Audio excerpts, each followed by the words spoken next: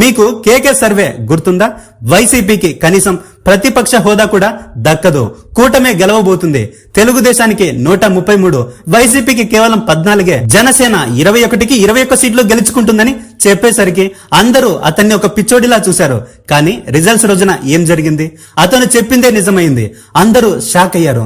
వైసీపీకి కేవలం 15 సీట్లు వస్తాయని ముందు నుంచి పవన్ కళ్యాణ్, నారా లోకేష్ అయితే 90,000 మెజారిటీతో గెలుస్తున్నానని ఎలక్షన్లకు 3 నెలల ముందు నుంచే చెప్పాడు. ఎందుకంటే కంప్యూటర్లు వాళ్ళ చేతిలోనే ఉన్నాయి కాబట్టి. లేకపోతే ఈవీఎంల ట్యాంపరింగ్ జరిగిందని మాచర్లలో పిన్నెల్లి రామకృష్ణారెడ్డి ఈవీఎంను పగలగొట్టిన వీడియో తెలుగుదేశం వల్ల సోషల్ మీడియా హ్యాండిళ్లలో నుంచి ఎలా బయటకు వస్తుంది? ఇదంతా పక్కా ప్రీ ప్లాన్డ్. జగన్ తో పాటు జనం కూడా మోసపోయారు. తమిళనాడులో జెన్యూన్ గా అయితే విజయ్ ఎట్టి పరిస్థితుల్లో గెలవలేడు, అందులో డౌటే లేదు.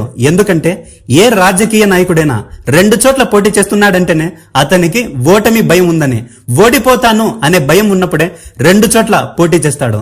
విజయ్ పార్టీలో విజయ్ కాకుండా మరో వ్యక్తి పేరు చెప్పు, నీకు అసలు తెలియనే తెలీదు. కానీ విజయ్ తమిళనాడులో గెలుస్తాడంట. డిఎంకే స్టాలిన్ ని దించేయాలని ముందుగానే బీజేపీ విజయ్ తో చేతులు కలిపింది. డిప్యూటీ సీఎం పదవిని ఆఫర్ కూడా చేసింది 80 సీట్లతో పాటు. ఇది పైకి కనిపించే పబ్లిసిటీ, కానీ అసలు నిజం వేరే ఉంది. మామూలుగా ఆప్షన్ ఏ ఏం జరగాలి? డిఎంకే స్టాలిన్ కి పడాల్సిన ఓట్లనన్నిటిని, ప్రభుత్వ వ్యతిరేక ఓట్లనన్నిటిని విజయ్ తనకు పడేలా చేసుకుంటాడు. అడ్వాంటేజ్ అన్నా డిఎంకేతో కలిసిన బీజేపీ కూటమి తీసుకుని అధికారాన్ని కైవసం చేసుకుంటుంది. ఇది పాత లాజిక్. కానీ ప్లాన్ బి ఏంటో నీకు తెలుసా? తమిళనాడులో బీజేపీ గెలిచిందంటే ఎవ్వడు నమ్మడు. అందుకే విజయ్ ని ముందు పెట్టి బీజేపీ ఆడుతున్న గేమే ఇది. ఢిల్లీలో కేజ్రీవాల్ ని, ఆంధ్రాలో చంద్రబాబు నాయుడుని, బీహార్ లో నితీష్ కుమార్ ని ముఖ్యమంత్రులనే ఆటలాడిస్తున్న బీజేపీకి విజయ్ ని ఆడించడం ఒక లెక్క చెప్పండి. విజయ్ పెట్టిన మీటింగ్ లో తొక్కిసలాట జరిగి ఎంతమంది చనిపోయారో తెలుసు కదా? ఏమీ లేని చోటనే లిక్కర్ కేసు అని మంత్రులను, ముఖ్యమంత్రులను అరెస్ట్ చేసి జైల్లో వేసినప్పుడు విజయ్ ని లొంగ తీసుకోకుండా ఉంటుందా ఈ బీజేపీ ప్రభుత్వం? కానీ ఇక్కడే మరో ఇబ్బంది కూడా ఉంది. భవిష్యత్తులో విజయ్ తో మనకు ఇబ్బంది ఉంటుందని ముందుగానే గ్రహించిన బీజేపీ మళ్ళీ ఈ పంచాయతీలన్నీ ఎందుకులేని అన్నా డిఎంకేనే గెలిపించవచ్చు కూడా. లేదా ఈ 2 కాకుండా మరో ప్లాన్ ని అమలు చేసినా ఆశ్చర్యపోనక్కర్లేదు. మోడీ ఈవీఎంలతో గెలుస్తాడంట.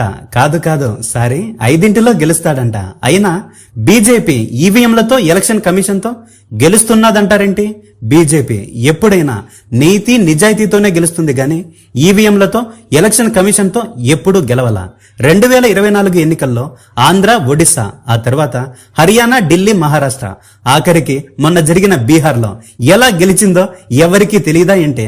రాహుల్ గాంధీ ఆధారాలతో సహా బయట పెట్టాడుగా. ఒక ఇంట్లోనే ఎన్ని నకిలీ ఓట్లు ఉన్నాయో, సినిమా యాక్టర్ మీద ఎన్ని ఓట్లు ఉన్నాయో ఎలక్షన్ కమిషనర్ ని అడిగిన వెంటనే సీసీటీవీ ఫుటేజ్ ఇచ్చాడా? ఆంధ్రాలో ఎలక్షన్లు అయిపోయిన వెంటనే ఎలక్షన్ కమిషనర్ మీనా కుమార్ వీవీప్యాట్ల సిప్పులను అన్నిటినీ తగలబెట్టమని చెప్పలేదా? పరకాల ప్రభాకర్ ఎంత క్లారిటీగా చెప్పాడు ఆధారాలతో సహా. అర్ధరాత్రి ఏ అతీంద్రియ శక్తులొచ్చి ఓట్లేసాయో చెప్పండయ్యా. 54 లక్షల ఓట్లు అకస్మాత్తుగా ఎలా పెరుగుతాయి?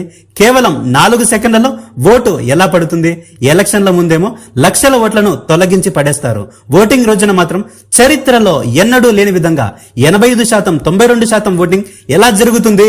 ఇవన్నీ ప్రతి ఒక్కడికి తెలుసు. కానీ వ్యవస్థల్లో తమ వ్యక్తులను పెట్టుకుని ప్రజల్ని పట్టపగలు పిచ్చోలని చేస్తున్నారు ఈ బీజేపీ వాళ్ళు. లేకపోతే ఏంటి? తమిళనాడులో 70 లక్షల ఓట్లు, బెంగాల్లో 91 లక్షల ఓట్లు తొలగించి పడేసింది ఎలక్షన్ కమిషన్. భారత్ పాకిస్తాన్ బోర్డర్లో ఉండాల్సిన సైనికులనందరినీ పశ్చిమ బెంగాల్లో పెట్టారు. ఎలక్షన్లు అయిపోయిన తర్వాత కూడా ఆర్మీ మొత్తం 2 నెలల పాటు బెంగాల్లోనే ఉంటుందంట అమిత్ షా చెప్పాడు. అంటే ఏంది?